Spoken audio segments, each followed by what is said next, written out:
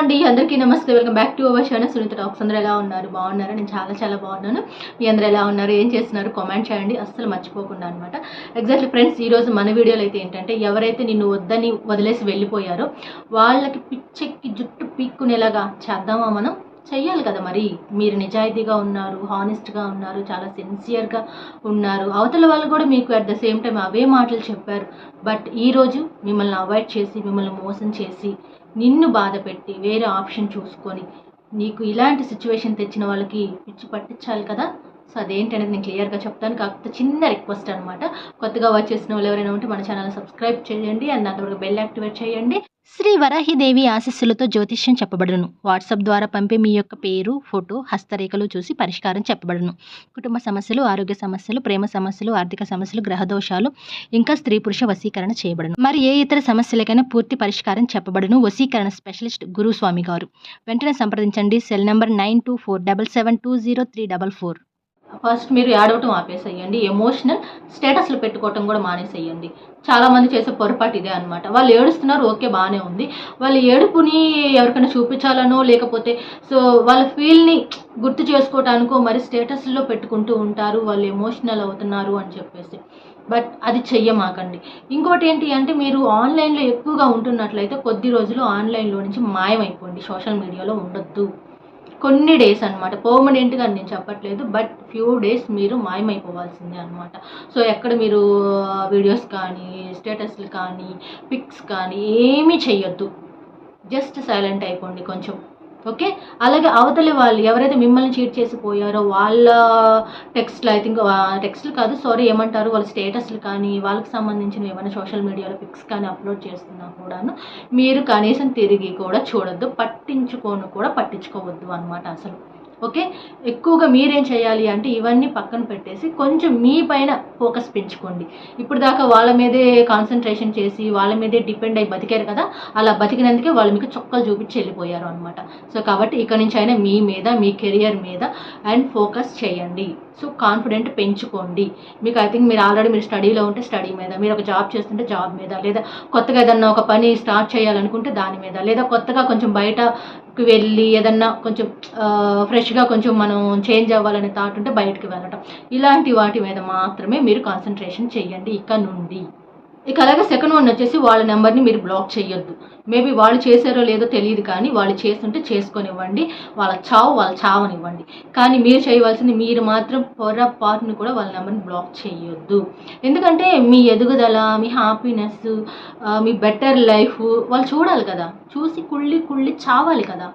మరి ఎందుకు బ్లాక్ చేస్తారు? అస్సలు బ్లాక్ చేయమాకండి అలాంటి వాళ్ళని.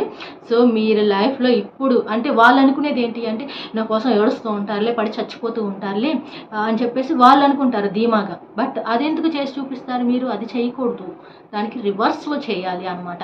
వాళ్ళు ఉన్నా వాళ్ళు లేకపోయినా మనకి అలాంటి ఫరక్ పడదు. అండ్ నా లైఫ్ నేను చూసుకోగలను, నేను అంతకు మించిన హ్యాపీగా బతకగలను అండ్ బెటర్గా నేను ఉండగలను అని మీరు నిరూపించాలి కదా. అది వాళ్ళు ఏదో ఒక రోజు చూడాలి కదా, చూసి వాళ్ళు ఏడవాలి కదా. సో కాబట్టి ఖచ్చితంగా నేను చెప్పినవి యాస్టీస్గా ఫాలో అయిపోండి. మిమ్మల్ని మోసం చేసేసి వెళ్ళిపోయిన ఆ ఫేకర్స్ ఎప్పుడైనా మీకు కంట పడితే ప్రేమ చూపించొద్దు, అలా అని ద్వేషం కూడా చూపించొద్దు. కానీ ఒక్కటి మాత్రం ఖచ్చితంగా చూపించండి, అదేంటంటే నిర్లక్ష్యం అనమాట. సో మీకు తెలుసో లేదో కానీ బట్ ఒక కేర్లెస్ ఉంటుంది చూసారా, అది అవతల వాళ్ళని చాలా టార్చర్ చేస్తుంది సైలెంట్గా అనమాట. సో వాళ్ళు కనిపించినా కూడాను మీరు కామ్గా ఉండండి. వీలైతే ఒక నవ్వు, ఒక స్మైల్ పడేద్దాం అనుకుంటే ఒక చిన్న స్మైల్ పడేసేయండి అంతే. అలాగని మీరు పూసుకోవాల్సిన అవసరం లేదు, రాసుకోవాల్సిన అవసరం లేదు ప్రేమతో. అలాగే అలా అని చెప్పేసి వాళ్ళని తిట్టుకోవాల్సిన అవసరం లేదు, వాళ్ళకి అది జరగాలి ఇది జరగాలని శాపాలు పెట్టాల్సిన అవసరం కూడా లేదు. సో సైలెంట్గా మీ పని మీరు చూసుకోండి, చూసి చూడనట్టు వెళ్ళిపోండి. ఆ కేర్లెస్సే వాళ్ళ మనసుని ఎంత బాధ పెడుతుంది అంటే అది మీరు త్వరలో చూస్తారనమాట. సో మేబీ వాళ్ళు మిమ్మల్ని ఆపి మాట్లాడాలని మళ్ళీ ఒకవేళ మేబీ ప్రయత్నం చేస్తే మీరేం చేయాలో తెలుసా? వాళ్ళు ఎవరో తెలియనట్టుగా బిహేవ్ చేయాలన్నమాట. సారీ మీరెవరో నాకు తెలీదు అని చెప్పాలి. వాళ్ళకి మైండ్ బ్లాక్ అయిపోవాలి అనమాట. సో అంతేకాని ఎలా ఉండాలి అంటే, మన పద్ధతిలోనే, మన ప్రవర్తనతోనే వాళ్ళకి పిచ్చెక్కించాలి అనమాట. దానికోసం ఏవేవో చేయాల్సిన అవసరం లేదు. ప్రతీకారాలు తీర్చుకోవాలి, లేకపోతే వాళ్ళకి ఏదేదో జరిగిపోవాలి, శాపనార్థాలు పెట్టేసుకుంటూ అవసరం లేదు. మనం ఎప్పుడైతే వాళ్ళ కోసం ఇప్పుడు దాకా మేబీ ఏడ్చుంటే ఇప్పటి నుంచి లైఫ్ కొత్తగా స్టార్ట్ చేయండి. మీ మీద మీరు ఫోకస్ పెట్టండి, మీ కెరియర్ మీద పెట్టండి, మంచిగా బెటర్గా బిల్డ్ అవ్వండి లైఫ్లో. సో వాళ్ళు ఎక్కడున్నా కుళ్ళుకొని చావటం అయితే ఖాయం అనమాట, అందులో డౌట్ కూడా లేదు. ఏదో ఒక రోజు మీరు ఎలా ఉండేవాళ్ళు ఎలా అయిపోయారు అనే ఒక ఫీల్ వాళ్ళకి ఏర్పడుతుంది చూసారా, అప్పుడు వాళ్ళు మనసులో ఎంత ఏడుస్తారు అంటే, ఇలాంటి మంచి వాళ్ళన నేను మోసం చేశాను, ఇలాంటి మంచి పర్సన్ నేను వదిలేసుకున్నాను అని వాళ్ళల్లో వాళ్ళే ఏడ్చుకొని చస్తారు. సో అండ్ మూవ్ ఆన్ అవ్వండి. ఎవరైనా అడిగినా కూడా ఐ థింక్ మీ రిలేషన్షిప్ గురించి తెలిసి ఏదైనా మాట్లాడినా కూడాను, సో నేనైతే ఎప్పుడో మూవ్ ఆన్ అయిపోయాను, నాకు అవసరం లేదు ఇంకా అనే చెప్పండి. మీ మనసులో కూడా అదే అనుకోండి. సో ఎప్పుడైతే ఒకరి కోసం మనం ఆరాట పడటం, ఒకరి కోసం మనం ఎదురు చూడటం, ఒకరి కోసం మనం ఏడవటం ఇవన్నీ చేస్తూ ఉంటామో ఆటోమేటిక్గా అవతలి వాళ్ళకి అలుసు ఏర్పడుతుంది అనమాట. మిమ్మల్ని ఎలా చూస్తారంటే నేను అది చెప్పను, అంత కేర్లెస్గా మిమ్మల్ని చూస్తారు అనమాట, అంత ఇర్రెస్పాన్సిబుల్గా కూడా బిహేవ్ చేస్తూ ఉంటారు. సో మీకు అసలు టైం కూడా కేటాయించరు అనమాట. సో ఎప్పుడైతే వాళ్ళు ఏదైతే చేస్తున్నారో వాళ్ళు ఇప్పుడు ఒకటి గుర్తుపెట్టుకోండి, మిమ్మల్ని మోసం చేసి పోయిన వాళ్ళు హ్యాపీగా తిరగంగా మీరేం తప్పు చేశారని, మీరు ఎవరిని మోసం చేశారని మీరు ఏడుస్తూ కూర్చుంటున్నారు. వాళ్ళు పోతారు, వాళ్ళ పాపానికి వాళ్ళే వెళ్ళిపోతారు అనమాట. సో భగవంతుడు చూస్తూనే ఉంటారు, ఎవరికి ఎప్పుడు ఏది ఇవ్వాలో అది మీరు వద్దన్నా కావాలన్నా ఇచ్చే తీరుతారు అనమాట. మీకు తెలుసో లేదో మీరు అనుకుంటుంటారు నార్మల్, చాలా రిచ్ పర్సన్స్ కొంతమందిని మీరు చూసారో లేదో కానీ అనుకుంటూ ఉంటారు సహజంగా నార్మల్ మిడిల్ క్లాస్ ఫ్యామిలీస్ కానీ ఎవరైనా అనుకునేది ఏంటి అంటే, వాళ్ళకి హ్యాపీగా చాలా రిచ్ పర్సన్స్, వాళ్ళకి ఏం కావాలన్నా దొరుకుతుంది, వాళ్ళు చాలా హ్యాపీగా లైఫ్ ట్రావెల్ చేస్తూ ఉంటారు అని చెప్పేసి అనుకుంటూ ఉంటారు. కానీ మీకు తెలియని ఒక చిన్న లాజిక్, ఒక విషయం చెప్పమంటారా? సో అలాంటి వాళ్ళకి ఆ భగవంతుడు రకరకాల జబ్బులన్నీ ఇస్తాడు అనమాట. వాళ్ళకి ఎంత డబ్బున్నా కావాల్సిన తిండి కూడా వాళ్ళు సక్రమంగా తినలేరు. ఏది తింటే ఏమైపోతుందో, ఏది తింటే రేపు నేను ఉంటానో లేదో అని బిక్కుమంటూ బతుకుతూ ఉంటారనమాట. వాళ్ళ లైఫ్ హ్యాపీగా ఉండదు, మనీ ఒక్కటే ఉంటుంది కానీ హెల్త్ ఉండదు వాళ్ళకి అనమాట. ఆ విషయం చాలా మందికి తెలియదు. కానీ కొంతమందిని మీరు చూస్తున్నట్లయితే ఒక పూర్ ఫ్యామిలీనే తీసుకోండి, వాళ్ళది లగ్జరీ లైఫ్ నిజానికి. ఎందుకంటే వాళ్ళు హ్యాపీగా మార్నింగ్ అంతా వర్క్ చేసుకుంటారు, వచ్చిన మనీతో హ్యాపీగా ఈవినింగ్కి కావాల్సింది తిని ప్రశాంతంగా పడుకుంటారు. ఆ లైఫ్ చాలు, అదే కావాల్సిన లైఫ్ కూడా అనమాట.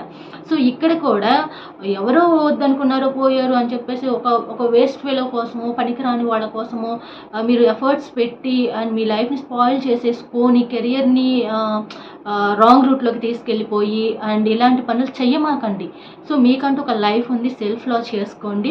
ఎప్పుడైతే మీరు కొత్తగా లైఫ్ మొదలు పెడదాం ఇంకా అని ఎప్పుడైతే మీ బ్రెయిన్ మీకు సిగ్నల్స్ ఇస్తూ ఉంటుందో అప్పటి నుంచి టర్న్ అయిపోతుంది అనమాట మీ లైఫ్ సూపర్గా అనమాట.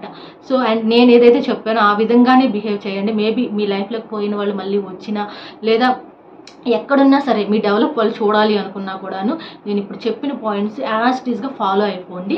డెఫినెట్లీ వాళ్ళకి పిచ్చెక్కకపోతే అడగండి అండ్ మిమ్మల్ని వెతుక్కుంటే రాకపోతే కూడా అడగండి. ఖచ్చితంగా మీకు ఫోన్ చేయటమో లేకపోతే మిమ్మల్ని కలవాలని ట్రై చేయటమో ఏదో ఒకటి చేస్తారు. కానీ మీరు చేయవలసింది ఏంటి, ఆ తర్వాత వాళ్ళకి మరో ఛాన్స్ ఇవ్వమాకండి.